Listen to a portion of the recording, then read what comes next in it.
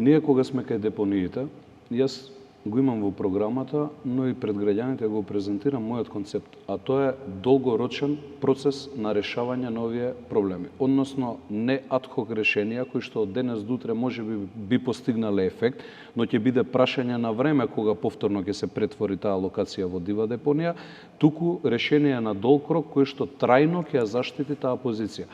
Кога сме кај Вардариште, јас веќе најавив дека таму ќе никнат новите бели дробови на Скопје, односно мегапарк кој што ќе го градам јас на површина од 300.000 квадрати.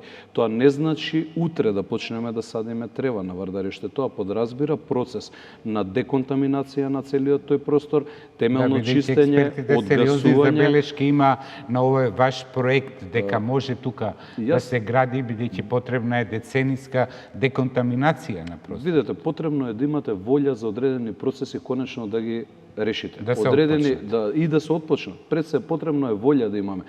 За многу од процесите кои што во минатото, ете во мојата општина, повторно би ја споменал паралелата, се говорело дека треба 20, 30, 50 години, се покажа во пракса дека потребно е само да знаете да менаџирате, да имате чесен пристап, да знаете која ви е целта и за сето тоа да имате доволно силна верба во вас дека можете да успеете.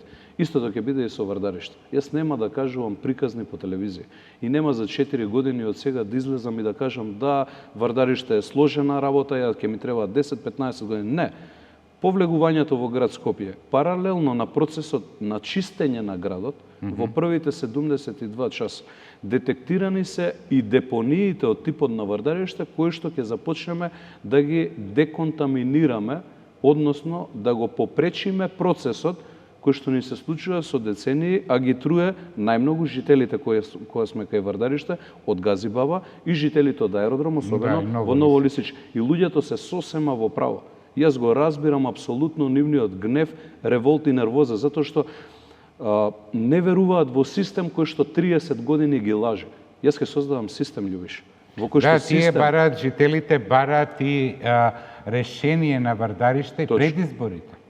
Јас не можам во моментов, еве учествувавме во активностите на гасење на пожари.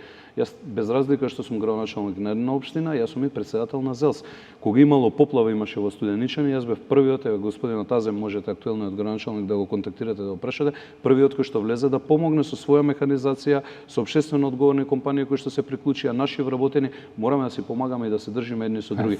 Истото беше во општина Газибаба. Доека некој се слика од дома со телефоните, јас отидов со мојот колега Бобан, но дојде и колегата од аеродром, за да помогнеме за пожарот кој што настана во одреден погон за, не знам, отпад ли беше за батерии, некои кои што ги складирале таму, но не можам јас да бидам наблюдувач во процесите. Истото ќе се случи и наредните 4 години. Кога имаме проблем, јас нема да плачам на телевизија и да кажувам дека нешто не е решливо.